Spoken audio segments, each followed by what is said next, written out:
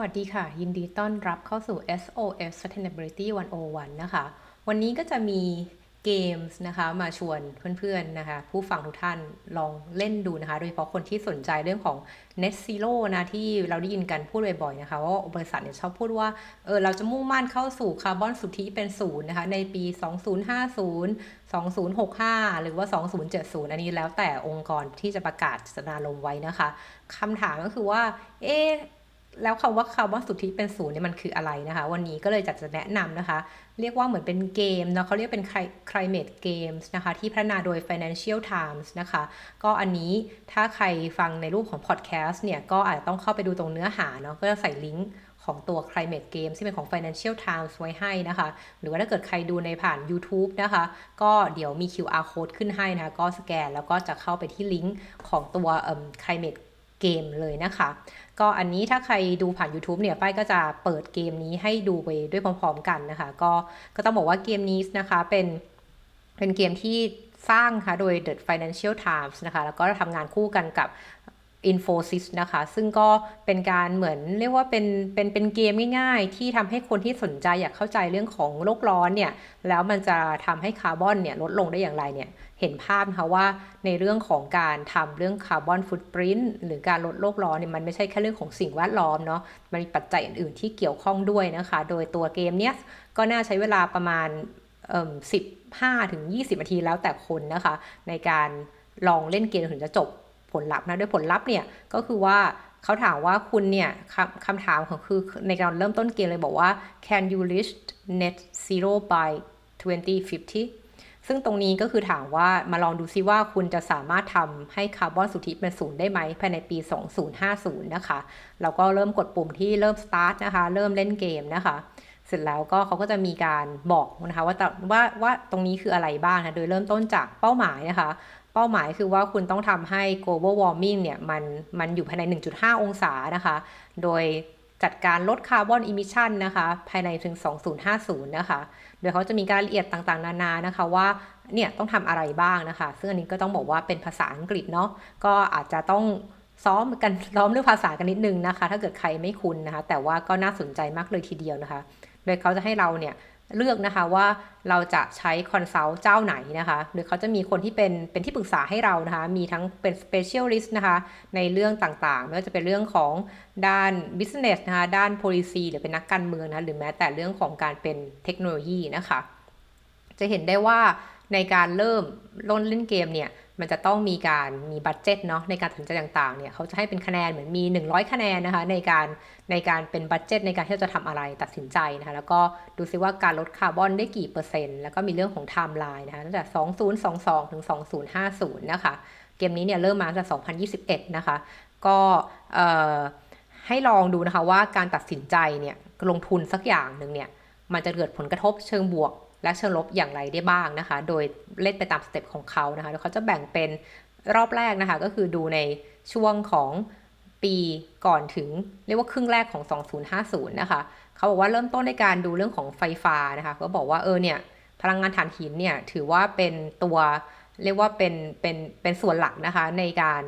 ปล่อยคาร์บอนฟุตปรินท์นะคะเพื่อการผลิตไฟฟ้าก็จะมีช้อยให้เลือกนะคะว่าคุณจะใช้วิธี1 2 3นะคะแล้วก็ต้องใช้เอฟฟอร์ตก็คือใช้เงินเท่าไหร่นะคะสมมุติเรียกว่าเหมือนเป็นตัวเงินนะคะจากนั้นก็จะมีการพูดถึงเรื่องของนวัตกรรมนะคะควรจะลงทุนนวัตกรรมตัวไหนบ้างนะคะอันนี้ก็มีให้เลือกว่าเช่นลงทุนในเรื่องของทำแบตเตอรี่ของรถไฟฟ้าลงทุนในเรื่องของน้ำมันที่ยั่งยืนสำหรับเครื่องบินนะคะทำเรื่องของตัวดักจับคาร์บอนนะคะจากโรงงานนะคะแล้วก็มีพูดถึงเรื่องการทำถนนนะที่สร้างด้วยแผงโซลาร์พาร์เนลนะคะแล้วก็มีกรีนไฮโดรเจนนะคะที่บอกว่าเป็นนวัตกรรมนะคะแล้วก็มีเรื่องของการปลูกป่านะหรือฟื้นฟูป่าไม้นะคะโดยใช้โดรนเป็นหลักนะคะซึ่งตรงนี้เนี่ยเขาจะบอกว่าแต่แล้วนวัตกรรมที่เราเลือกเนี่ยมันจะต้องใช้เงินประมาณ5 point นะ5เครดิตนะคุณจะเลือกกี่อันนะคะแล้วก็กดต่อไปและ advisor ของเราก็จะบอกนะคะว่ามันเป็นยังไงบ้างผลลัพธ์ตอนนั้นนะคะทีนี้พอดูรถไฟฟ้าเสร็จแล้วจะมาดูเรื่องของการขนส่งนะคะเห็นว่าทั้งหมดนี้มันเป็นการชี้ให้เราเห็นภาพว่าการลดคาร์บอนเนี่ยมันเกี่ยวกับอะไรได้บ้างที่ไม่ใช่แค่เรื่องการปลูกป่านะคะก็บอกได้ว่าการลดการขนส่งมวลชนเนี่ยมีอะไรบ้างเพราะมันเป็นจุดหลักของการปล่อยคาร์บอนเนาะมีการพูดถึงเรื่องการใช้รถไฟฟ้าไหมนะคะการใช้คาร์พูลิ่งนะคะโดยที่รถยนต์ ขับ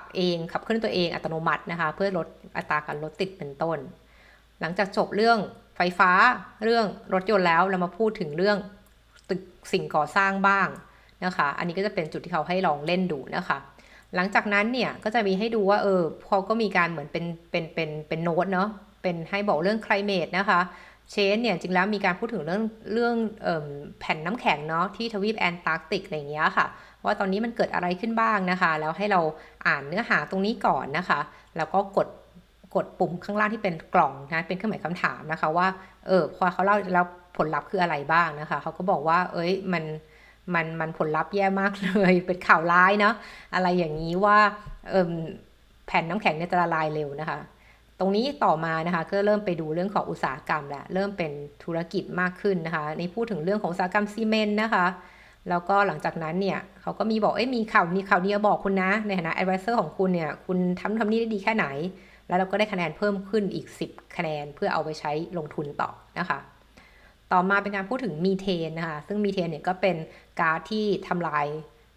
ล้างได้มากกว่าคาร์บอนไดออกไซด์เยอะนะคะเขาก็ถามว่าเราจะทำอะไรต่อนะคะแล้วก็มีการให้ฟีดแบ็กจากการตัดสินใจเมื่อเราเลือกทางเลือก A หรือ B ก็ตามทีนะคะหลังจากนั้นเนี่ยเขาก็จะบอกข่าวว่าที่เราเลือกโซลาร์พาเนลไปนะคะทำถนนที่เป็นโซลาร์พาเนลเนี่ยมันลงทุนไม่สำเร็จนะนวัตกรรมนี้ล้มเหลวนะอย่างเงี้ยนะคะแล้วก็แต่เรามีข่าวดีคือการลงทุนเรื่องของการทำแบตเตอรี่เนี่ยมันส่งผลลัพธ์ที่ดีเนาะก็เลยได้เงินกลับมาอีก10แต้มอย่างเงี้ยนะคะ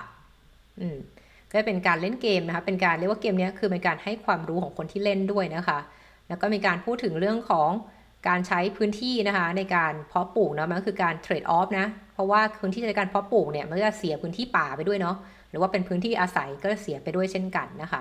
แล้วพอเราเล่นถึงตอนนี้เขาก็จะเราได้รางวัลนะว่าเราดูแลเรื่องธรรมชาติได้ดีนะคะจะเห็นได้ว่าในหน้านี้จะมีรางวัลที่หลากหลายนะคะแล้วก็หลังจากนั้นเนี่ยก็สรุปครึ่งปีนะคะ2022ถึง2025เนี่ยผลการดำเนินงานของเราเป็นอย่างไรนะคะอันนี้คือเป็นรอบแรกเนาะแล้วรอบต่อไปจะเป็นการดู2026ถึง2030นะคะตรงนี้ก็จะมีให้ performance ให้เห็นนะว่าเราลดไปได้เท่าไหร่นะคะแล้วก็จะเริ่มในเรื่องของระยะกลางต่อมานะ2026นะคะถึง30เขาก็ถามเรื่องของ public opinion นะเพราะว่าคุณจะทำยังไงในการให้คนสาธารณชนเนี่ยปรับเปลี่ยนพฤติกรรมเนาะเพราะเรื่องโลกร้อนเนี่ยมันไม่ใช่ว่าบริษัททำสำเร็จคนเดียวได้หรือว่ารัฐบาลทำสำเร็จคนเดียวได้นะคะมันต้องเป็นการความร่วมมือทั้งหลายทั้งปวงด้วยต่อมาก็ยังเป็นการพูดถึงเรื่องพลังงานไฟฟ้าอีกแล้วเช่นกันนะคะว่าจะมาจากไหนเอามาจากถ่านหินหรือเอามาจากพลังงานอะไรนะคะอันนี้ก็ให้มี3ตัวเลือกให้เราลองเลือกดูนะคะว่าจะเป็นสัดส่วนอะไรเท่าไหร่บ้างนะคะหลังจากนั้นที่เคยพูดไปว่า climate change มันต้องมีเรื่องของ climate adaptation ด้วยนะคะคือการปรับตัวอย่างไร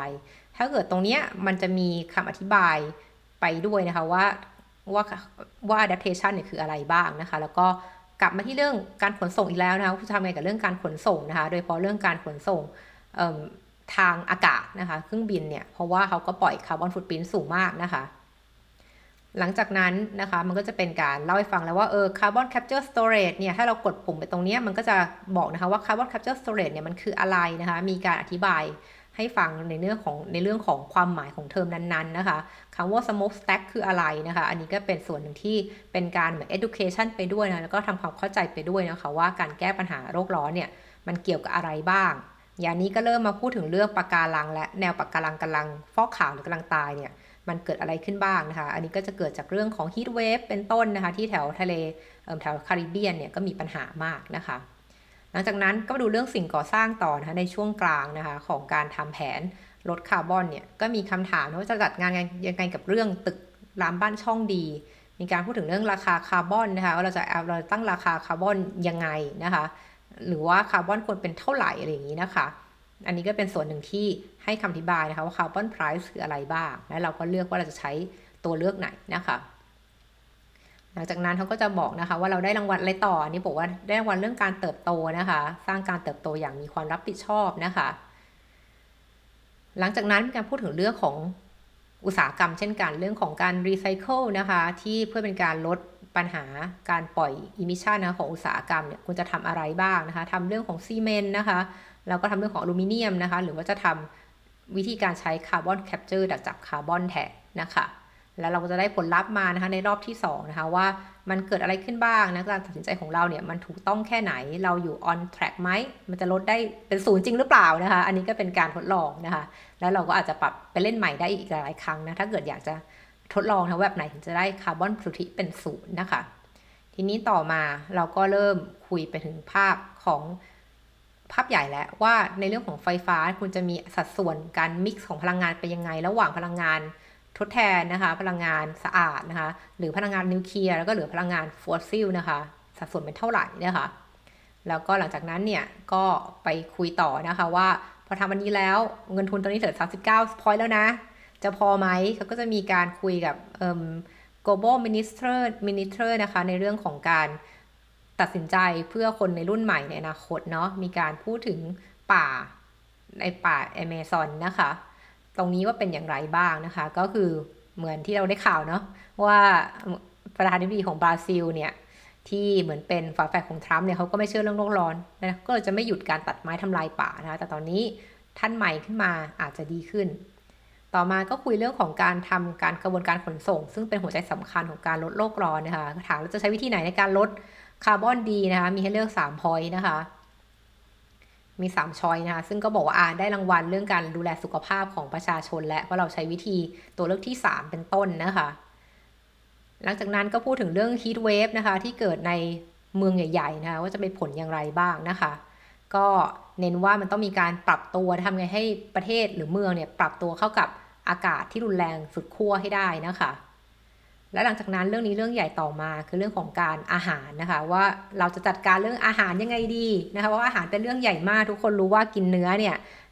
มันก่อให้เกิดโลกร้อนมากกว่ากินผักนะคะแต่คำถามคือคนจะปรับตัวได้ขนาดไหนนะคะเพราะว่ามันก็ไม่ใช่เรื่องง่ายที่จะปรับตัวว่าต่อไปนี้เราจะไม่กินเนื้อแล้วนะคะเรื่องตึกก็กลับมาเช่นกันจะเห็นได้ว่าเนื้อหาที่คุยเนี่ยมันก็จะวนไปในเรื่องที่ซ้ำๆนะคะมีไม่กี่หัวเรื่องนะคะเพียงแต่ว่าวิธีการออปชันในการแก้ปัญหาเนี่ยก็จะต่างกันไปตามไทม์ไลน์นะคะแล้วก็ตามศักยภาพของเทคโนโลยีด้วยนะคะทีนี้ต่อมาเขาพูดเรื่อง critical mineral นะคะเรียกว่าเป็นแร่ที่มีปัญหานะคะเมื่อก่อนจะมี conflict mineral อะไรอย่างเงี้ยนะคะก็เป็นส่วนหนึ่งของการที่พูดถึงเรื่องของการจัดการทำเหมืองแร่ขุดแร่ต่างๆนะคะจะทำอย่างไรพวกลิเธียมที่เราต้องใช้โคบอลต์เราเป็นต้องใช้นะคะในการทำแบตเตอรี่นะคะเพียงแต่ว่าการทำพวกนี้ออกมาเนี่ยมันไม่สะอาดเราจะเวทเทรดออฟยังไงนะคะหลังจากนั้นเนี่ยก็มาดูเรื่องของอุตสาหกรรมอีกแล้วนะคะว่า2050เนี่ยคุณจะทำอะไรดีมี3ช้อยนะคะไม่ว่าจะทำการดักจับคาร์บอนนะคะหรือแม้แต่การทำกรีนต่างๆกรีนซีเมนต์อะไรพวกนี้นะคะแล้วก็จบเกมนะคะเขาจะบอกผลเขาเราเป็นอย่างไรนะคะเราก็บอกว่าpolicy ของเราเนี่ยยังไม่เข้มแข็งขนาดนั้นทำให้ตัวคาร์บอนเนี่ยมันก็ไม่ได้ลดอยู่ใน 1.5 นะของเราเนี่ยได้เป็น 1.6 ประมาณเนี้ยแถวๆเนี้ยคือ2020เนี่ยได้ 1.24 ใช่ไหมคะแล้วก็ 1.63 เนี่ยก็คือเป็น 2,100 ซึ่งเขาก็บอกโอเคก็ยังถืออยู่ใน Paris Agreement นะคะที่ well below 2 องศาเซลเซียสคือว่าให้มันต่ำกว่า2องศาเซลเซียสนะคะจากนั้นก็จะมีการสรุปนะคะว่าเราอยู่ในกลุ่มที่เป็น 29% นะคะคือกลุ่มที่อยู่ 1.5 1.7 องศานะคะถ้าเท่าตามคนที่ลองเล่นเกมนี้มาทั้งหมดนะคะ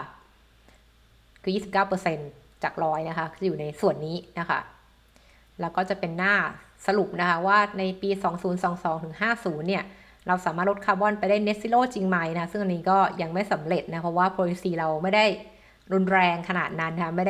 ได้แบบ aggressive นะคะจริงจังเท่าที่จะควรอย่างที่จะเป็นนะคะตรงนี้ก็เป็นส่วนหนึ่งนะคะของการที่เป็น knowledge ถ้าใครสนใจอยากเรียนรู้เพิ่มเติมเรื่องของ net zero ที่ไม่น่าเบื่อไม่ต้องนั่งอ่านอย่างเดียวนะคะแต่ให้เป็นการทดลองนะคะว่ามันมี alternative มันมีทางเลือกอะไรได้บ้างแล้วมันเกี่ยวกับอะไรได้บ้างในการลดโลกร้อนเนี่ยอย่างตัวอย่างเนี้ยก็จะเน้นมา4ด้านเนาะเรื่องการพลังงานไฟฟ้าเรื่องตึกรามบ้านช่องเรื่องการขนส่งก็เรื่องของธุรกิจนะอุตสาหกรรมต่างๆตรงนี้นะคะก็ถ้าใครสนใจเนี่ยก็เข้าไปลองเล่นได้นะใช้เวลาแล้วแต่ท่านเลยถ้าใครคิดมากอาจจะใช้เวลานานอะไรอย่างนี้นะคะหรือว่าพยายามจะเทรดออฟต่างๆเนี่ยอันนี้ก็ใช้เวลานานหน่อยนะคะก็เชื่อว่าน่าจะเป็นประโยชน์นะคะกับหลายๆคนที่อยากเรียนรู้เรื่องนี้นะคะหรือแม้แต่ว่าจะเอาไปทำเป็น